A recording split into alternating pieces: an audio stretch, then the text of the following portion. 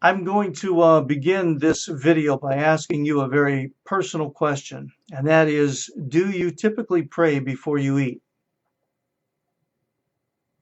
Told you it was different, and it's rather strange, I'm sure.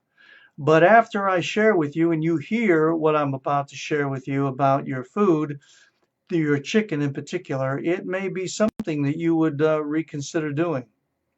Anyway, um, because of this debacle that we're experiencing called the COVID, it's really changed a lot of the things that we used to do, and not for the better. And this has to do, as I said, with the chicken that you eat. Anyway, it used to be that there used to be inspectors that would go ahead and they would inspect the first 300 chickens in a flock for a disease known as avian leukosis. Avian leukosis. It's a cancer-like disease that affects chickens, which results in tumorous growths throughout their body. Well, what the inspector would do is he or she would take the first 300 chickens out of the flock that was coming in, and they would inspect the chickens for this avian leukosis. If a carcass was found with this, then it was condemned and it was cast out. It was just discarded. It was not fit for human consumption. However, there is the National Council no, the National Chicken Council. Yeah, believe me, what I'm telling you is the truth. You can look it up. The National Chicken Council went ahead and they filed a petition with the United States Department of Agriculture regarding this particular disease in chickens. And what they did was they slid this petition in to the USDA, and the USDA has agreed with it. They passed it, and now it's called a trimmable condition.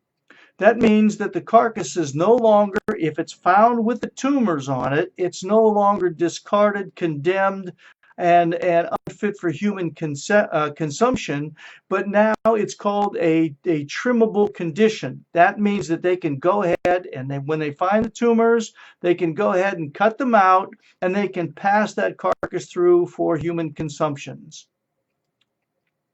Sounds appetizing, doesn't it? Which is why you may want to start praying over your food.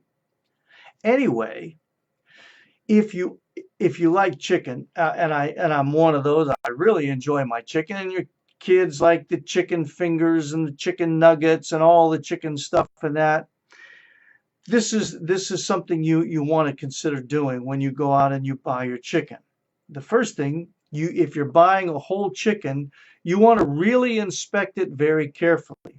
And if you happen to notice that there's been any divots, any little chunks that are missing from that whole chicken, or the body's been changed in whatever way, you might consider putting that particular bird down, or better yet, taking it to the butcher or the man or the woman behind the counter and letting them know about that really isn't something that would you would want to have sold to any other patrons that come through.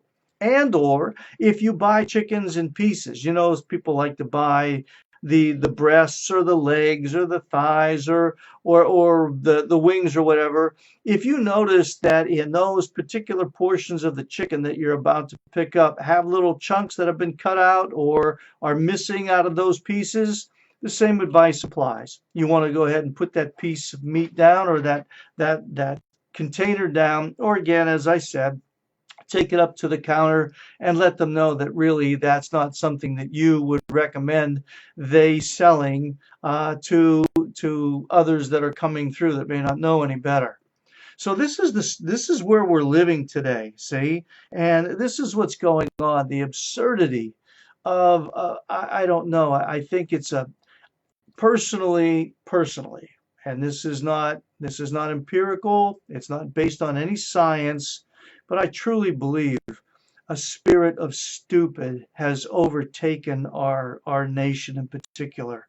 Anyway, getting back to the food, that's my suggestion to you when you go shopping. And if you're one of those daring, rebellious types of individuals that cast it all to the wind, you might seriously consider starting to pray over your food before you ingest it. Okay?